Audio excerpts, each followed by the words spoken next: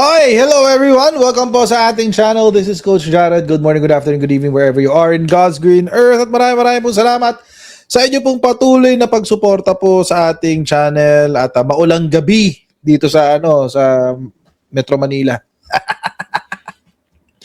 Maulang gabi sa Metro Manila, mga kababayan. Ang lakas ng ulan kanina. Tapos ang lupit, puro kidlat. Parang every 5 seconds kumikidlat, guys. Ang lala. Pero okay lang yan, nandito pa rin tayo. Oo, mabuti na lang hindi nawala ang internet. Kasi visa to si Converge pag umuulan, parang ano yan parang signal ng cellphone nung 1990s. Umulan lang ng konti, nawawala ng signal. Di ba ganun nung 90s? Nung 5110 pa uso, mga ganyan-ganyan. Oo. Ganun pag umulan, walang signal. Tapos, may mga naalala ko nung analog pa yung cellphone. Tapos, kailangan kapag Pasko, mauna ka na ng pagte-text. Oo, mauna ka na. Bago pa mag 12 midnight, kailangan nauuna ka na ng pagte-text kasi nako-congest yung network, hindi nakakapasok yung mga messages. Oo, so kailangan mauna ka, alas 10 pa lang, bumabati ka na. Happy New Year, tsaka Merry Christmas. Oo, Diyos ko. My goodness. I remember the times. Late ako nagka-cellphone Nagka-cellphone ako 1999. Hindi pa 5110 yun. Ang unang-unang kong cellphone, Siemens na analog. Yung two-liner na na Siemens. Nung buhay pa ang Siemens. Mahal kasi 5110 noon. Diyos ko, yung 5110 noon, umaabot ng 20, 30K. Ay, nung panahon na yun, mahal, laki-laking halaga ng 30K. Anyway. Ayun. Diyos ko. Alala ko lang. I just remember the time. Okay, anyway. Tuloy tayo sa kwentuhan natin, mga kababayan. Tuloy tayo sa kwentuhan natin. Ha? Game. Saan na ba tayo? Ano ba kwentuhan natin? Ito si Alan Peter. Oo, si Alan Peter pala. By the way, huwag niyo kalimutan na mag-like dito sa ating live stream at paki-share po itong ating live stream sa inyong mga social media accounts. Tayo ay shadow banned na naman as usual. Kaya medyo mahirap po tayong makakuha ng internet, ng tawag dito. Hindi na naman nakaayos to. Mahirap po makakuha ng views kasi nga naka-shadow ban na naman tayo. Patulong na lang po So paikalat po itong ating live stream, pa-share po sa inyong mga social media accounts. Tapos paki-like na rin para mabengbang natin. Mali. Nung nung 90s, ang tawag sa bengbang is bugbog. Oo, ngayon lang na ba nagagamit yung bengbang sa sa nung ganun kasi yun nung panahon ko. Oo. Ang bembang bugbog. Ngayon iba na. So, wag na lang natin sabihin. Okay, game.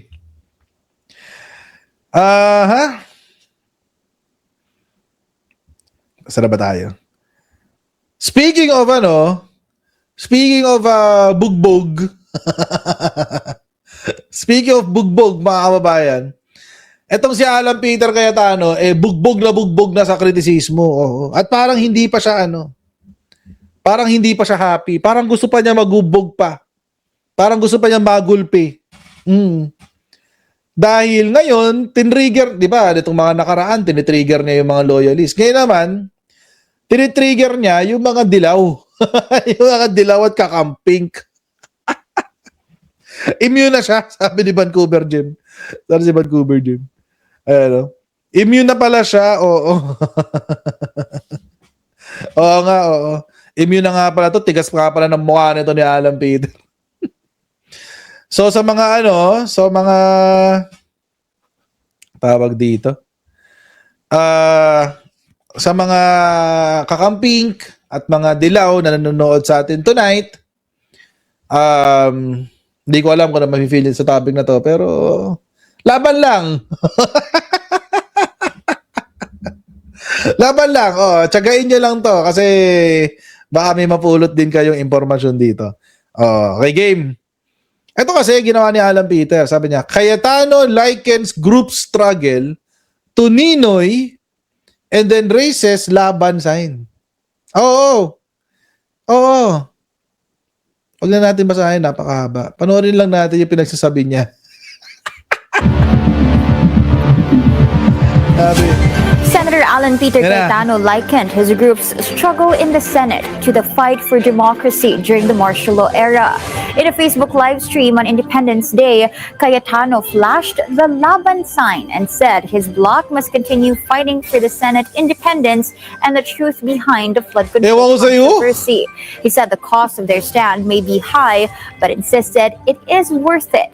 Cayetano also described their current political battle as a modern-day version of the country's historic struggles against oppression. ewan ko sa'yo. So let's pray for a country that is free from idolatry, free from immorality, free from sickness, free from poverty, free from corruption.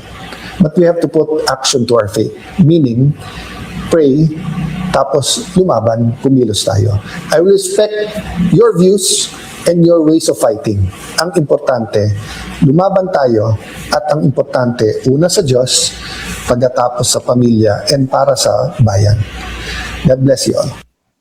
Yes. The May senator kamao maintained that the sign. recent reorganization of the Senate was illegal and reiterated his position that 13 votes are needed to change Senate leadership. This is after he was removed as Senate President following the declaration of quorum of 12 senators on June 3.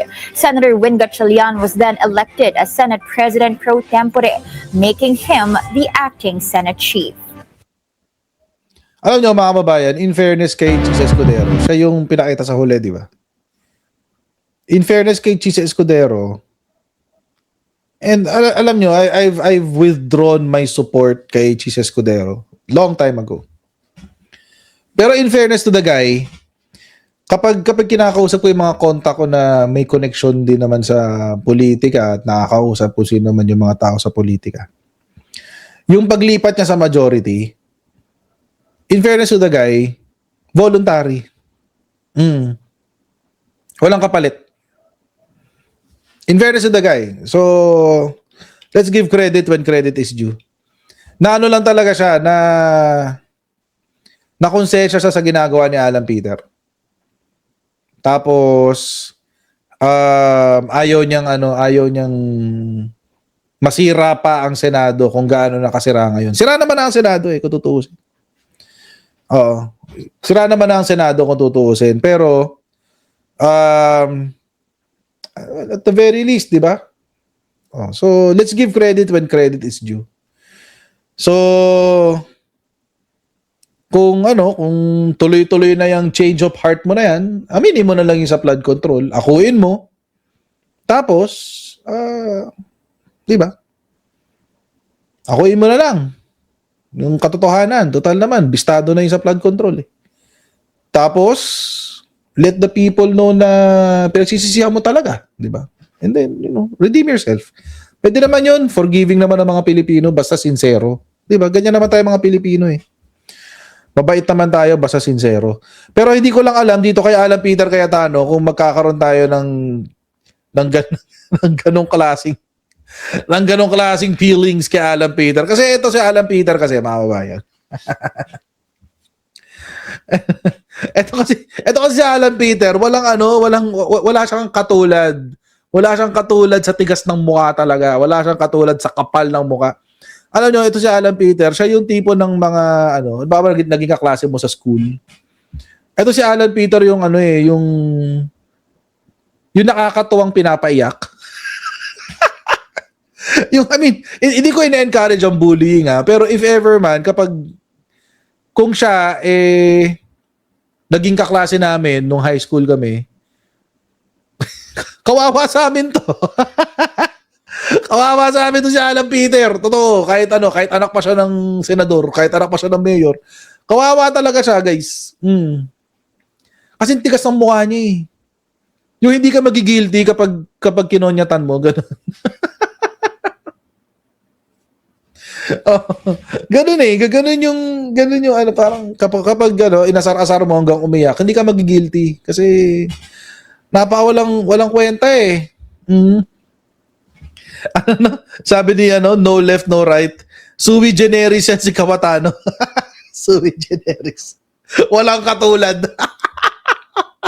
Sui generis. Oo, so ewan ko lang. Kasi, ewan ko.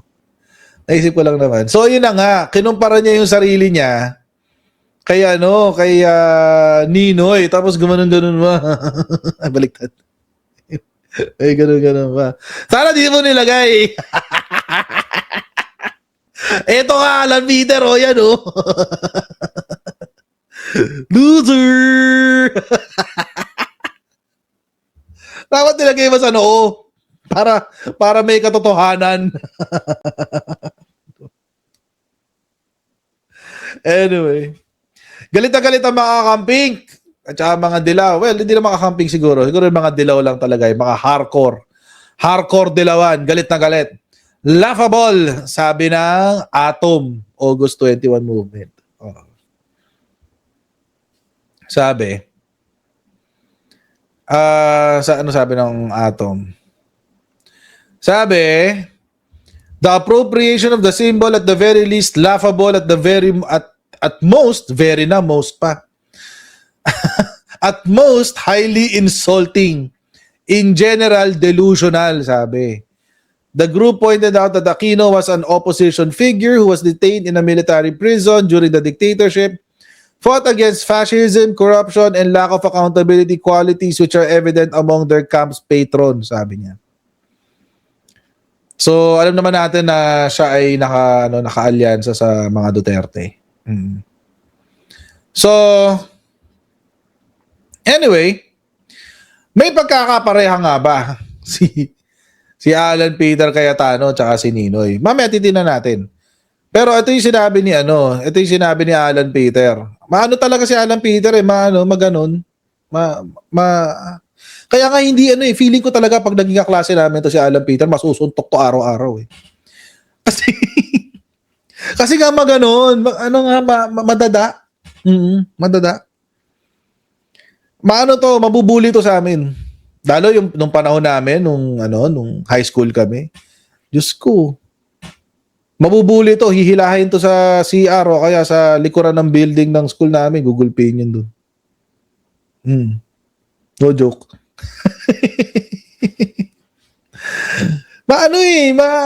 Makuda kasi, makuda. Konting sagot, nagdilitaan niya, nagnanag. Parang hindi lalaki. Oo. Wala siyang control sa bibig niya. Isang beses nga, nanonood ako ng mga sa YouTube. Mayroon ako napanood na video. Yung mga mga away daw sa Senado. Siguro mga 90% ng mga away na nandun, si Alan Peter ang nandun sa video. 90% ng mga away sa Senado, si Alan Peter ang laman. Ang naiba lang, si Robin at saka si Kiko at saka si MDS, tsaka yung may isa pa na sa hearing na nag-walk out si MDS. Pero siguro mga 90% ng laman ng video, si Alan Peter lahat. Si Alan Peter lahat, guys. Sabi sa akin ng anak ko, Tatay, what is he doing? Why is he so loud? Bata yun 8 years old yun, guys. Yung anak ko, 8 years old yun. Sabi niya sa akin, Tatay, why is that guy fighting with a woman? Kasi yung nakita niya, yung naabutan niya, yung kaaway ni Alan Peter si Binay, si Nancy Binay.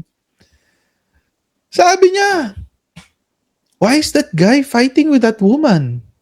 Sabi niya, I don't know, anak, he's crazy. Sabi ko, 8 years old yun 8 years old yun.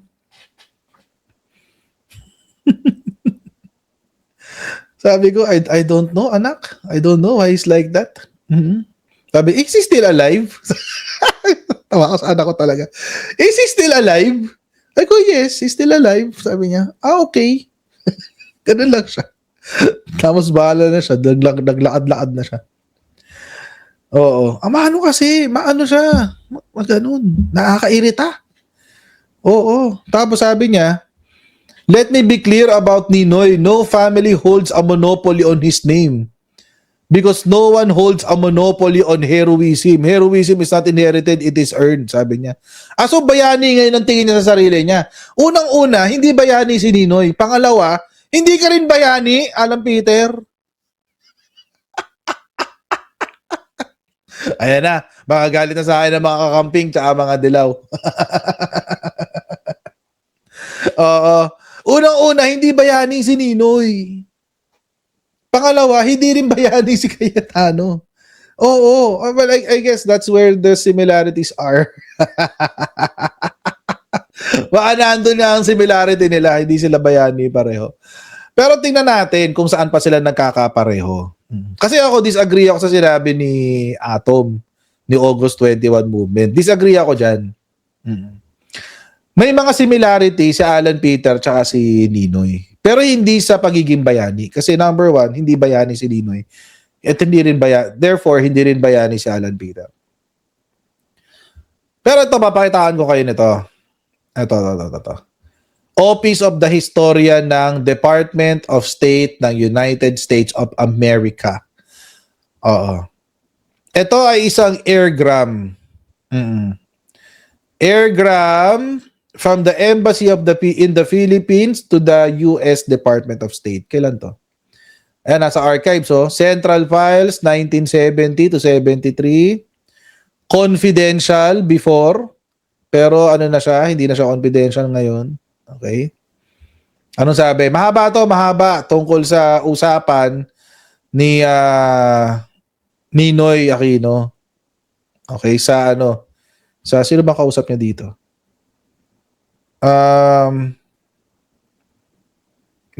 Hindi ko malaman kung sino. But anyway, someone siguro from the US Embassy. Okay. Anong sinabi?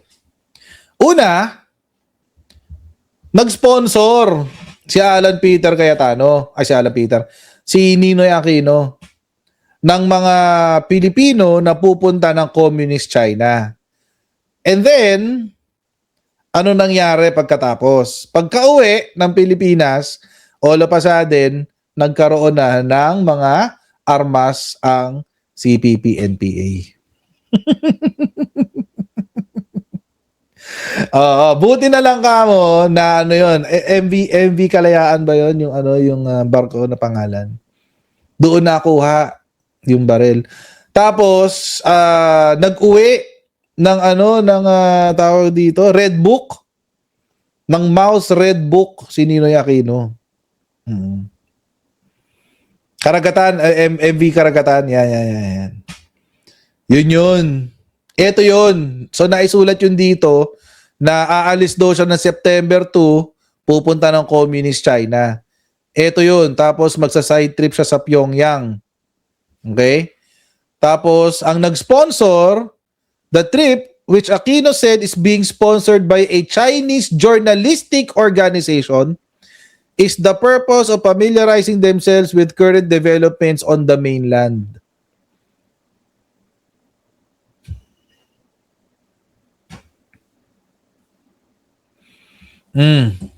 So, ayan yun.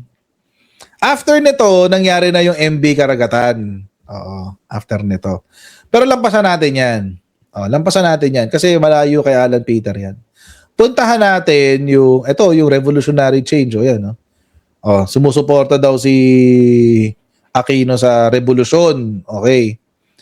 Tapos, ito yung tingnan natin yung pinakahuli. Ayan. Senator Aquino,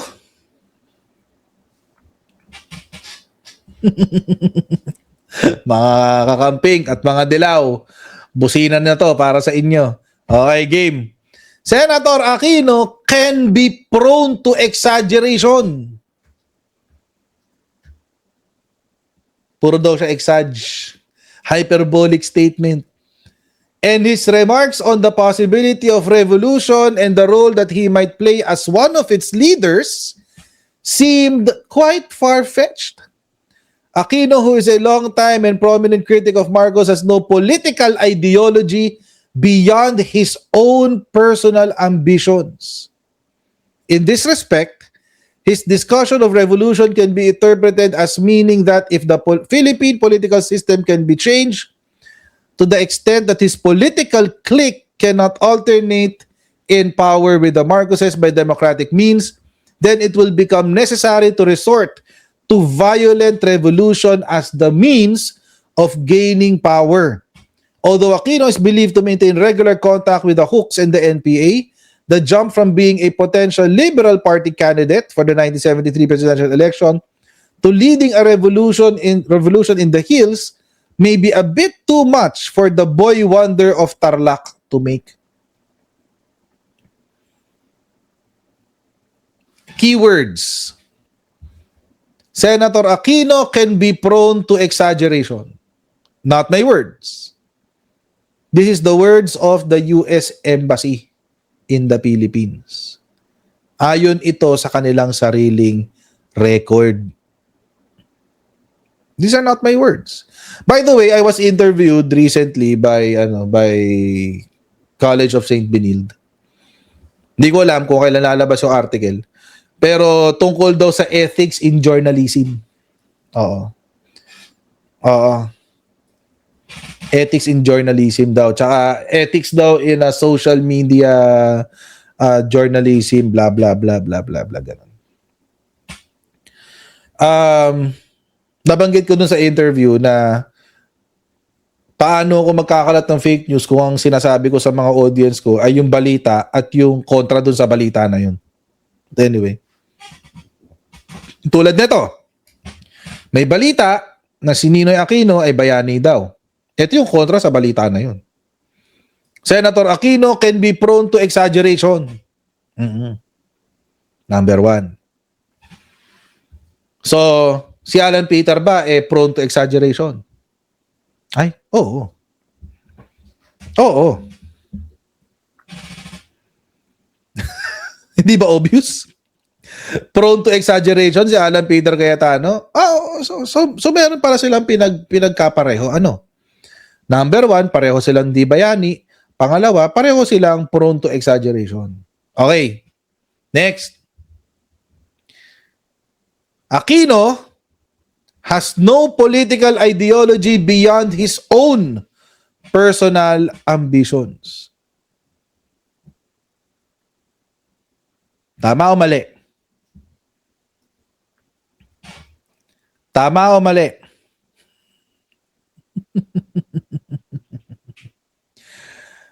Walang politikal na ideolohiya si Senator Aquino maliban sa kanyang sariling ambisyon.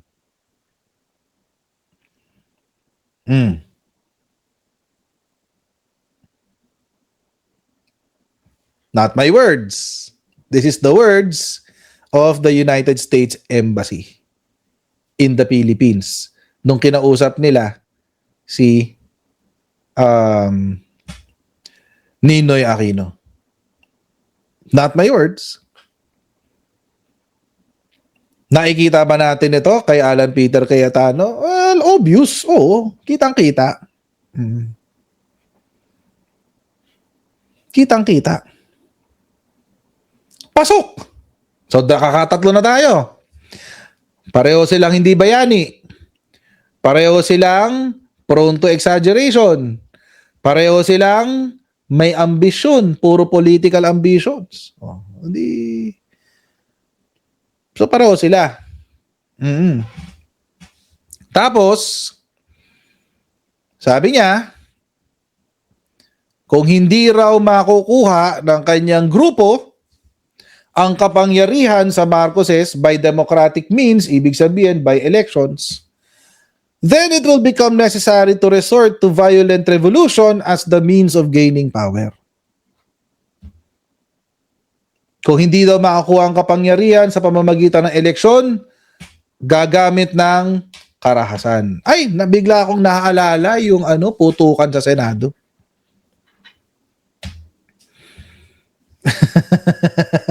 Bigla akong nakita yung putukan sa Senado, guys. Naalala ko bigla yung eksena ng putukan sa Senado. Oo. Minessage ako ng nanay ko. Sabi sa akin ng nanay ko, Jared, nagpuputukan na sa Senado. Sabi ko, hindi, imposible yan. Hindi imposible yan. Pagbukas ko ng news, ay, yun na nga, nagpuputukan na nga sa Senado. Napa-livestream tuloy ako nang wala sa oras. Pero okay lang yun. Okay lang yun.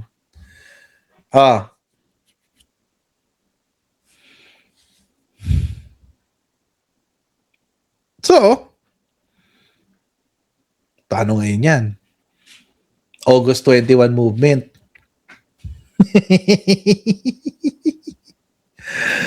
Ay, nako. Oo, sabi ni Princess, sabi ni Princess. Si Ninoy noon, si Peter Cayetano ngayon, at si Lepiste sa hinaharap, parehong mga ambisyoso. Ay, nako. Sabi ni Ultra dito, kalaban ako sa reflection nila sa salamin. Kaya pala binarel.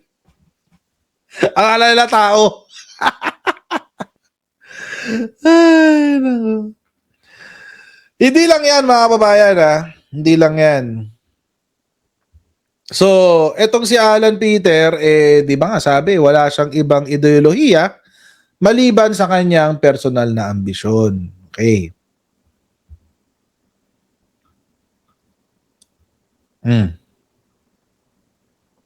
1989. In the Philippines, the CIA has found a second home, sabi. This is the news of LA Times. Okay.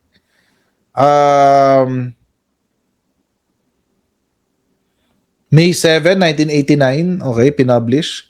Merong parte dito. Merong parte dito kung saan nabanggit si Ninoy Aquino tsaka si Cory Aquino. Sabi,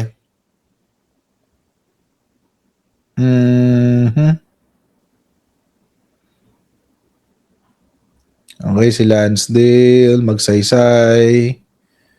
Wait, nasa na yan? Garcia na.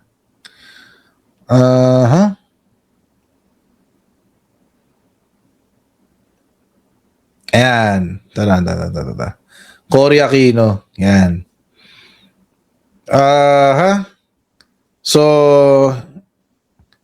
the US has been operating the Philippines nung panahon ni Apo Lakay at siya ang si Amerika ang nagpatanggal kay Apo Lakay. Ginamit nila si Cory Aquino, sinuportahan ng US ang kampanya ni Cory Aquino. At anyway,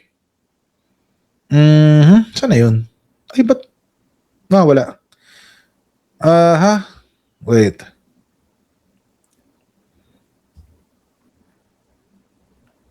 Asan na yun dito? Nandito yung... Ayun, yan. To. Yan. Mrs. Aquino's late husband, Benigno, was proud of his CIA affiliations, though he spoke of having worked with rather than for the agency. So, mga kababayan, dito, si Ninoy Aquino mismo ang nagsabi na siya ay naipagtrabaho sa Amerika para ibagsak yung naunang Marcos, si Apo Lakay.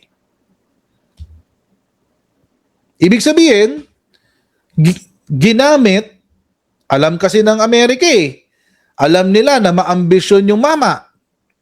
So, ginamit nila para tanggalin si Apo Lakay. Yan. Si Alan Peter ba ay nagpapagamit? Oo, nagpapagamit siya sa China. China naman. Bakit? Kasi, alam naman nating lahat, mga babayan, na si Alan Peter Cayetano ay tao ng mga Duterte. At alam natin na si Alan Peter Cayetano Ay, wala dyan. Alam natin si Alan Peter Cayetano, mga kababayan, dahil tao ng Duterte, ay tao ng China. Di ba sinabi niya yan nung nakaraan? Sabi ni Alan Peter Cayetano. Oo. Gusto raw niyang maibalik ang dating relasyon ng Pilipinas at ng China. Hindi na mangyayari yun.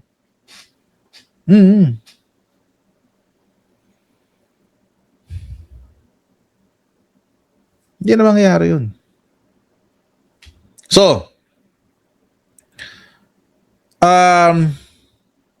pwede ko malaman sa reference. O sige, pinakita ko naman yung reference. Ito, puntahan nyo to. LA Times. In the Philippines, the CIA has found a second home. Dinownload ko kasi to. So, hindi ko alam kung, hindi ko mabibigay sa inyo yung link. Pero to, i-google nyo to. Or i-screenshot nyo to, tapos type nyo sa Google. Tapos, by Stanley Carno, May 7, 1989. Yan. Tapos ito pwede ko ipasa sa inyo sa link. Kasi, this is available online. Yan. Yan. Ayan, yan yung sa ito yung sa comment ng Amerika tungkol sa ugali ni Ninoy Aquino. Yan. Yan yun. Okay? So, ayun. May pagkakapareho ba si Alan Peter tsaka si Ninoy Aquino? Meron. Pero yung kanilang pagkakapareho ay doon sa hindi maganda. Pareho silang traidor sa Pilipinas. Pareho sila na kumakampi sa kung sino yung magsisilbi sa kanilang ambisyon, political ambitions. At ayun, nilagay ni James yung yung link nung sa article. Ayan. Pareho silang traidor. Pareho sila na nakikipagtrabaho sa mga foreign states para makuha ang kanilang mga pangarap. Kaya nga mga kababayan, hindi ako magtataka kung bakit ginamit ni Alan Peter Cayetano yung laban na ganun. Hindi ako magtataka mga kababayan. Kasi that is a means to an end. Gusto niya na maidikit ang pangalan niya sa ipinaglalaban ng mga dilaw at kakamping. Siyempre, he'll take advantage. Ganun talaga yun. That's politics. Hindi ako magtataka. Pero, kung ginawa man niya yun, wag ko kayong magalit, mga kakamping tsaka mga dilaw. Wag ko kayong magalit. Kasi, ginagaya lang niya si Ninoy. At kung magagalit kayo dahil ginaya niya si Ninoy, edi, yun lang. Oo. Again, pasensya na. Alam ko kasi may mga kakamping tsaka may mga dilaw na nakikinig sa atin.